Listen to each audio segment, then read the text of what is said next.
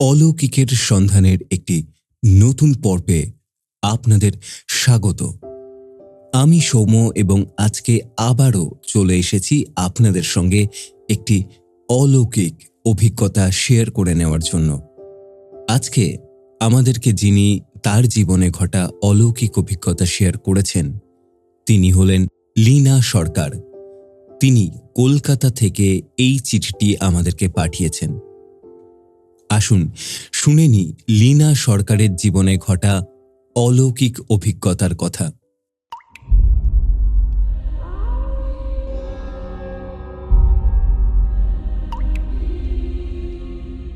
এই পৃথিবীতে কিছু ঘটনার কোনো ব্যাখ্যা হয় না।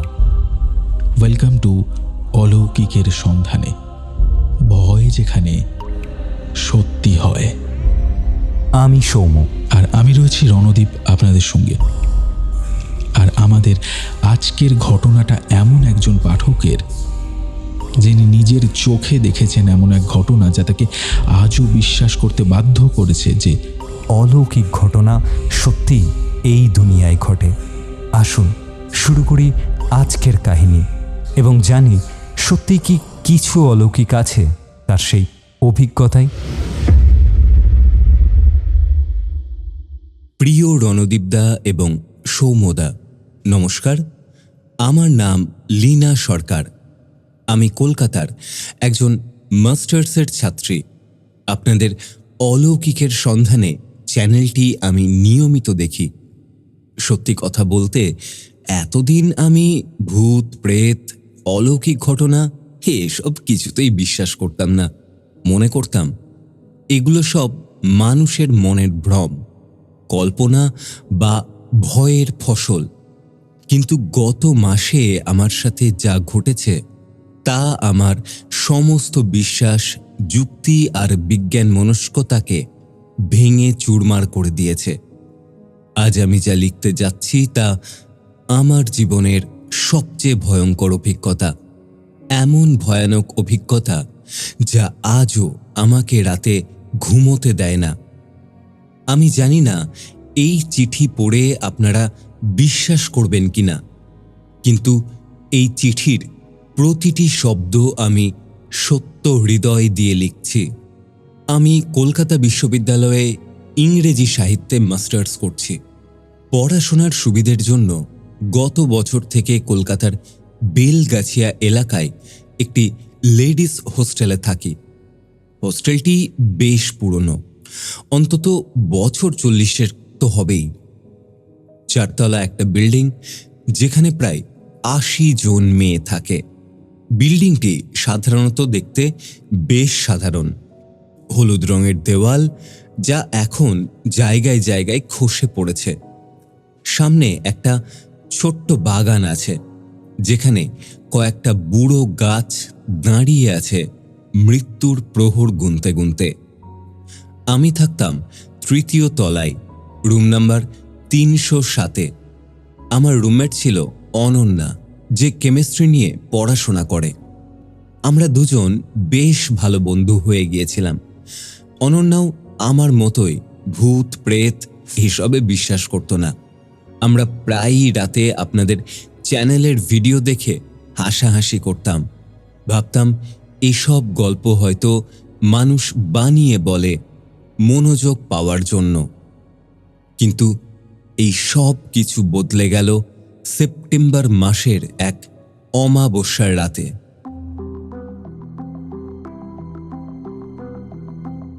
ঘটনাটা শুরু হয়েছিল তার কিছুদিন আগে থেকেই। সেপ্টেম্বরের প্রথম সপ্তাহ থেকে হোস্টেলে একটা অদ্ভুত পরিবর্তন লক্ষ্য করেছিলাম আমরা। প্রথমে মনে হয়েছিল হয়তো আবহাওয়ার পরিবর্তন, অথবা পরীক্ষার চাপে সবাই একটু চুপচাপ হয়ে গেছে। কিন্তু না, ব্যাপারটা সেরকম ছিল না। হোস্টেলের পরিবেশে একটা ভারী চাপা অনুভূতি নেমে এসেছিল। মেয়েরা কম কথা বলছিল। করিডোরে হাঁটার সময় অনেকেই তাড়াতাড়ি নিজের রুমে ঢুকে যাচ্ছিল।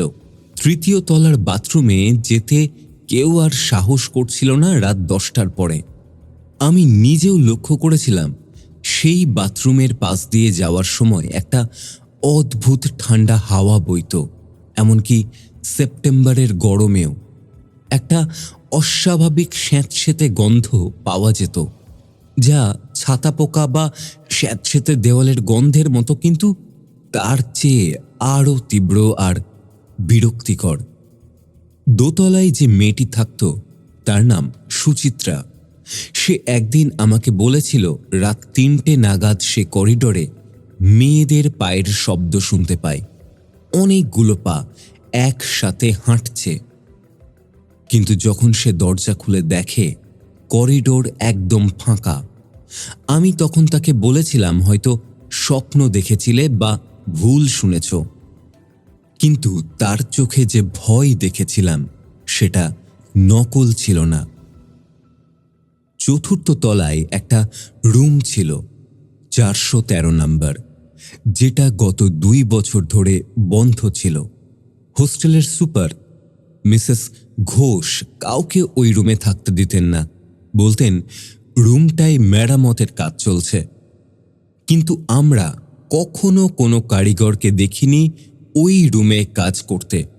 রুমের দরজায় একটা বড় তালা ঝুলত, আর দরজার ফাঁক দিয়ে ভেতরে শুধু অন্ধকার দেখা যেত। একবার কৌতূহলে আমি আর অনন্যা জানলা দিয়ে উঁকি দিয়ে দেখার চেষ্টা করেছিলাম, কিন্তু জানালাগুলো এত ময়লা আর ধুলোয় ঢাকা ছিল যে কিছুই দেখা যায়নি।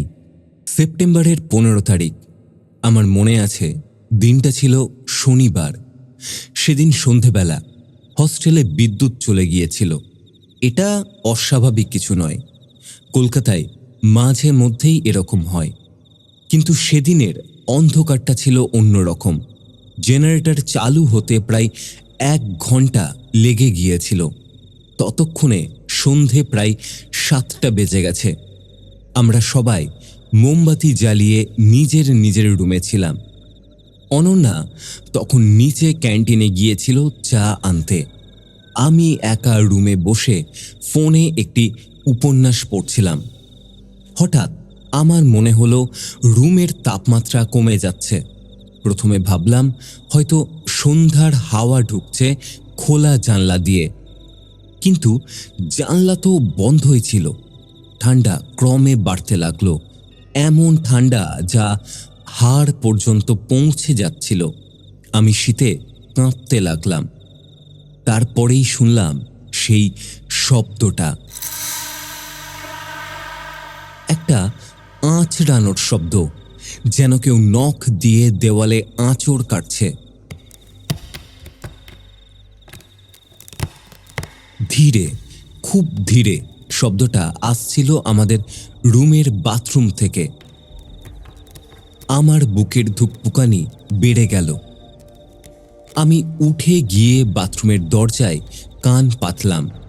আঁচড়ানোর শব্দ তখনও চলছিল, একটা নির্দিষ্ট তালে। কয়েক সেকেন্ড শব্দ, তারপর কিছু নেই, আবার শুরু। আমি সাহস করে দরজা খুললাম। বাথরুম ফাঁকা, কেউ নেই, কিন্তু আয়নার উপর ঘন ঘন জলীয় বাষ্পের আস্তরণ পড়ে গিয়েছিল, যেন কেউ গরম জলে স্নান করেছে।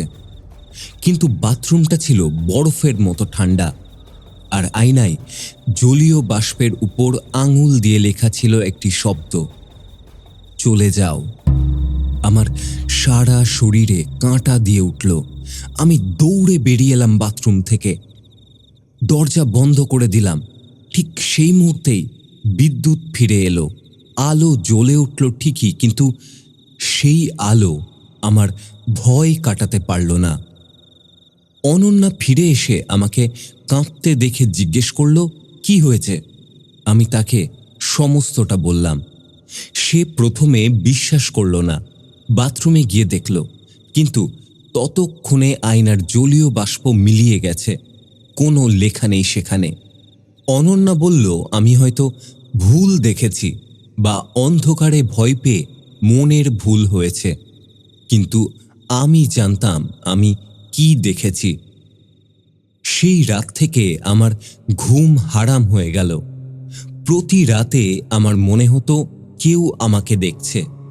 অন্ধকারে ছায়ার মধ্যে কেউ লুকিয়ে আছে আর আমাকেই লক্ষ্য করছে। আমি চোখ বন্ধ করলেও ঘুম আসতো না। অনন্যা যদিও গভীর ঘুমে ঘুমিয়ে থাকত, কিন্তু আমি সারা রাত জেগে থাকতাম প্রতিটা শব্দের দিকে কান পেতে। এর প্রায় কয়েকদিন পর হোস্টেলের দোতলার একটা মেয়ে, রিমা, তাকে হাসপাতালে ভর্তি করতে হলো। সে নাকি রাতে বাথরুম থেকে চিৎকার করে বেরিয়ে এসেছিল। বলেছিল বাথরুমের আয়নায় সে একটা মুখ দেখেছে, একটা বিকৃত ভয়ঙ্কর মুখ, যার কোনো চোখ ছিল না, শুধু দুটো কালো গর্ত। রিমা এতই ভয় পেয়েছিল যে তার জ্বর এসে গিয়েছিল, বারবার মূর্ছা যাচ্ছিল। তাকে 3 দিনের জন্য হাসপাতালে রাখতে হয়েছিল। এই ঘটনার পর হোস্টেলে আতঙ্ক ছড়িয়ে পড়ল। মেয়েরা দল বেঁধে বাথরুমে যেত। কেউ একা থাকতে চাইতো না, কেউ কেউ হোস্টেল ছেড়েও চলে গেল। মিসেস ঘোষ সবাইকে বোঝানোর চেষ্টা করলেন যে এসব কিছুই না, মেয়েরা পড়াশোনার চাপে মানসিক সমস্যায় ভুগছে। কিন্তু আমরা জানতাম সত্যিটা অন্য কিছু। তারপর এলো সেই অমাবস্যার রাত। সেদিন সারাদিন আকাশ মেঘে ঢাকা ছিল, বৃষ্টি হচ্ছিল মাঝে মাঝে, কিন্তু সন্ধ্যার পর থেকে বৃষ্টি আরও জোরালো হয়ে উঠল। বাতাসে একটা অস্বস্তিকর স্যাঁতসেঁতে ভাব।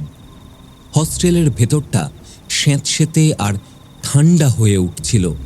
রাত তখন 10টা হবে। আমি আর অনন্যা পড়াশোনা করছিলাম।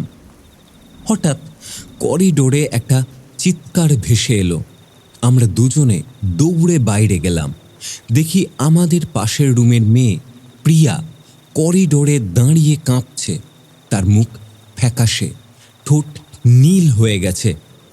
সে আমাদের দিকে কাঁপতে কাঁপতে হাত তুলে 4র্থ তলার দিকে দেখালো।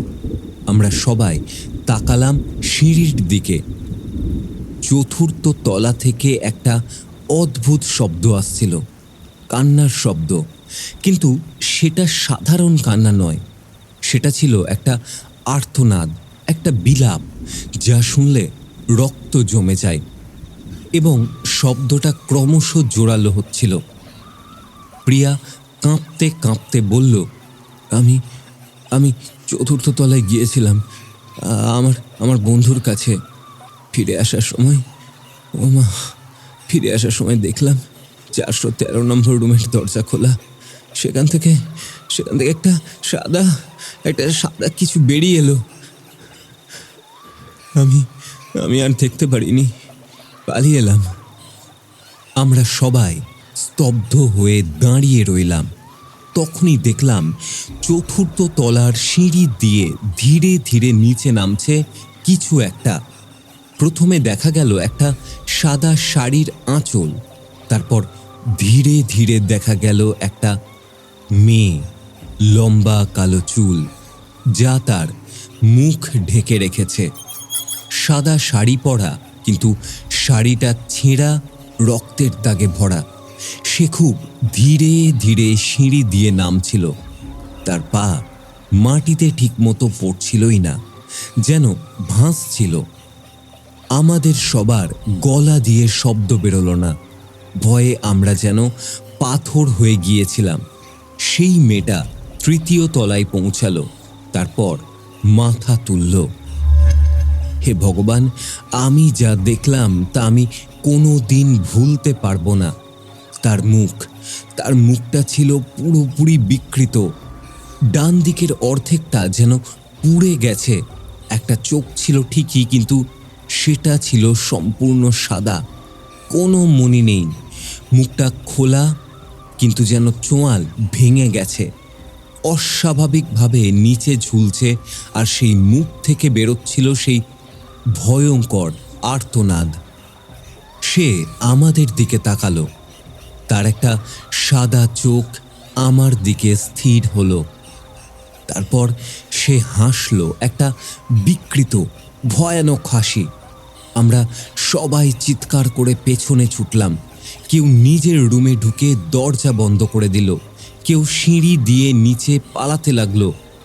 আমি আর অনন্যা আমাদের রুমে ঢুকে দরজা ভিতর থেকে বন্ধ করে দিলাম। আমরা দুজনে অবিরাম কাঁপছিলাম। বাইরে করিডোরে তারপর শুনলাম পায়ের শব্দ, অসংখ্য পায়ের শব্দ, যেন অনেক লোক একসাথে হাঁটছে। শব্দটা আমাদের দরজার সামনে এসে থামল। আমরা শ্বাস বন্ধ করে অপেক্ষা করছিলাম। তারপর দরজায় ধাক্কা পড়ল। একবার, দুবার, তিনবার, প্রতিবার ধাক্কায় দরজা কেঁপে উঠছিল। আমরা দুজনে দরজা ধরে রেখেছিলাম আমাদের পুরো শক্তি দিয়ে। হঠাৎ সব থেমে গেল। সম্পূর্ণ নিস্তব্ধতা, এমনকি বৃষ্টির শব্দও যেন থেমে গিয়েছিল। তারপর আমাদের রুমের লাইট নিভে গেল। সম্পূর্ণ অন্ধকার, কিন্তু এবার শুধু আমাদের রুমে। বাইরের করিডোরে লাইট জ্বলছিল। অনন্যা ফিসফিস করে বলল, লীনা, আমার খুব ঠান্ডা লাগছে রে। আমিও অনুভব করলাম রুমের তাপমাত্রা দ্রুত কমে যাচ্ছে। আমাদের নিঃশ্বাস দেখা যাচ্ছিল সেপ্টেম্বর মাসেও। তারপর শুনলাম সেই আঁচড়ানোর শব্দ। এবার দরজায়। বাথরুমের ভেতর থেকে আসছিল সেই শব্দ। আমরা দুজনে ফিরে তাকালাম। বাথরুমের দরজা ধীরে ধীরে খুলছিল, কিন্তু কেউ দরজা খুলছিল না। দরজা নিজে নিজেই খুলে যাচ্ছিল। দরজা পুরোপুরি খুলে গেল। বাথরুম থেকে ভেসে এলো সেই স্যাঁতসেঁতে গন্ধ, কিন্তু এবার তার সাথে মিশেছিল পচা মাংসের গন্ধ। এত তীব্র গন্ধ যে আমাদের বমি পেতে লাগলো। বাথরুমের অন্ধকার থেকে বেরিয়ে এলো সেই মেয়েটা। এবার সে আমাদের আরও কাছে ছিল। আমি তার শরীরে ক্ষত দেখতে পেলাম। কিছু জায়গায় হাড় বেরিয়ে আছে, আর ভাঙা চোয়াল থেকে ফোঁটা ফোঁটা কালো তরল পড়ছিল। সে আমার দিকে এগিয়ে এলো। আমি ভয়ে পেছোতে চাইলাম, কিন্তু দেওয়ালে পিঠ ঠেকে গেল। অনন্যা কোণে গুটিসুটি মেরে বসে কাঁপছিল। মেয়েটা আমার একদম সামনে এসে দাঁড়ালো। তার থেকে বেরোচ্ছিল এক অসহ্য ঠান্ডা। আমার সারা শরীর অসাড় হয়ে আসছিল। সে তার ভাঙা হাত তুলল আমার দিকে। ঠিক তখনই অনন্যা চিৎকার করে উঠল। সেই চিৎকারে মেয়েটা থমকে গেল। মুহূর্তের জন্য সে অনন্যার দিকে ফিরল। আমি সাহস করে দৌড়ে দরজার দিকে গেলাম। দরজা খুলে করিডোরে বেরোলাম, অনন্যাকে সঙ্গে টেনে নিয়ে। আমরা সিঁড়ি দিয়ে নিচে নামতে শুরু করলাম। পেছন থেকে শুনতে পেলাম সেই ভয়ঙ্কর চিৎকার, যেন কেউ ক্রোধে আর যন্ত্রণায় বিস্ফোরিত হচ্ছে। আমরা দোতলায় পৌঁছাতেই দেখলাম মিসেস ঘোষ আর কয়েকজন মেয়ে বাইরে দাঁড়িয়ে আছে। তারাও সেই চিৎকার শুনেছে। আমি হাঁপাতে হাঁপাতে সব কিছু বললাম। মিসেস ঘোষ আমাদের সব কথা শুনে বললেন, চলো, পুলিশে খবর দিতে হবে। পুলিশ? আমি বললাম, পুলিশ কি করবে ভূতের বিরুদ্ধে? মিসেস ঘোষ কিছু বললেন না, কিন্তু তাঁর মুখের ভাব দেখে বুঝলাম তিনি কিছু একটা জানেন যা আমাদের বলছেন না। সেই রাতে হস্টেলের প্রায় সব মেয়েকেই তাদের পরিবারের লোকেরা নিয়ে গেল। যারা কলকাতার বাইরে, তারা হোস্টেলের গ্রাউন্ড ফ্লোরের হলরুমে একসাথে রাত কাটালো। একা কেউ ঘুমানোর সাহস করল না। পরদিন সকালে মিসেস ঘোষ আমাদের ডেকে একটা গল্প বললেন। সেই গল্প শুনে আমার রক্ত শীতল হয়ে গেল। তিনি বললেন, বছর 40 আগে এই হোস্টেল তৈরি হওয়ার কিছু দিনের মধ্যেই 413 নম্বর রুমে একটা মেয়ে থাকত। তার নাম ছিল মালবিকা। সে ছিল খুবই সুন্দরী আর মেধাবী, কিন্তু তার একটা প্রেমিকও ছিল যে তাকে বিয়ে করার প্রতিশ্রুতি দিয়েছিল, কিন্তু সেই ছেলে মালবিকাকে ছেড়ে অন্য আরেকজনকে বিয়ে করে নেয়। মালবিকা এতে এতটাই ভেঙে পড়েছিল যে সে পাগলের মতো হয়ে যায়। সে তার রুমে নিজেকে বন্ধ করে রাখত, খাওয়া দাওয়া প্রায় ছেড়েই দিয়েছিল। তার বন্ধুরা তাকে সামলানোর চেষ্টা করেছিল ঠিকই, কিন্তু সে কারোর কথা শুনত না। একদিন এক অমাবস্যার রাতে মালবিকা রান্নাঘরে ঢুকে কেরোসিন নিয়ে নিজের ঘরে চলে যায়। সে নিজের উপর কেরোসিন ঢেলে আগুন লাগিয়ে দেয়। তার চিৎকার শুনে সবাই দৌড়ে যায়, কিন্তু ততক্ষণে অনেক দেরি হয়ে গেছে। দরজা খুলতে খুলতে মালবিকা প্রায় পুড়ে গেছে। তাকে হাসপাতালে নিয়ে যাওয়া হয়, কিন্তু পথেই তার মৃত্যু হয়। মারা যাওয়ার আগে সে শেষবারের মতো চিৎকার করে বলেছিল, আমি ছাড়বো না, আমি আমি এখানেই থাকবো, চিরটা কাল এখানেই থাকবো, আমি ছাড়বো না। সেই থেকে প্রতি অমাবস্যার রাতে মালবিকার আত্মা হস্টেলে ফিরে আসে। সে 413 নাম্বার রুম থেকে বেরিয়ে পুরো হস্টেল ঘুরে বেড়ায়, তার যন্ত্রণা আর ক্রোধ প্রকাশ করে। যে মেয়েরা প্রেমে পড়ে বা প্রেমিক নিয়ে খুশি থাকে, মালবিকা তাদের বিশেষভাবে লক্ষ্য করে। সে চায় না কেউ তার চেয়ে বেশি সুখী হোক। মিসেস ঘোষ বললেন, এর আগেও এরকম ঘটনা কয়েকবার ঘটেছে, কিন্তু তিনি চেষ্টা করেন এসব ঘটনা চাপা দিতে, যাতে হস্টেলের সুনাম নষ্ট না হয়। আমি জিজ্ঞেস করলাম, তাহলে আমাদের কি করতে হবে? আমরা তো এখানে থাকতে পারবো না এরকম অবস্থায়। মিসেস ঘোষ দীর্ঘশ্বাস ফেলে বললেন, আমি একজন তান্ত্রিককে ডাকবো, দেখি উনি কিছু করতে পারেন কিনা। ততদিন তোমরা সবাই একসাথে থাকবে, কেউ একা কোথাও যাবে না। এরপর কি হলো তা জানতে চোখ রাখুন পরবর্তী এপিসোডে। দেখা হচ্ছে পরের এপিসোডে।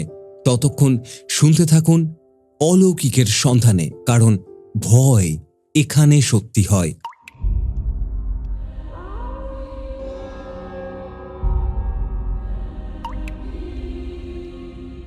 এভাবেই শেষ হলো আজকের সত্যিকারের অলৌকিক অভিজ্ঞতা। আপনার জীবনেও যদি ঘটে থাকে এমন কোনো রহস্যময় ঘটনা, তাহলে এখনই লিখে পাঠান আমাদের হোয়াটসঅ্যাপ নাম্বারে। নাম্বারটা হলো 9474422000। আরেকবার বলে দিই, 9474422000। শুধুমাত্র বাংলা ফন্টে টাইপ করেই পাঠাবেন। আর সাবস্ক্রাইব করতে ভুলবেন না অলৌকিকের সন্ধানে, কারণ ভয় এখানে সত্যি হয়।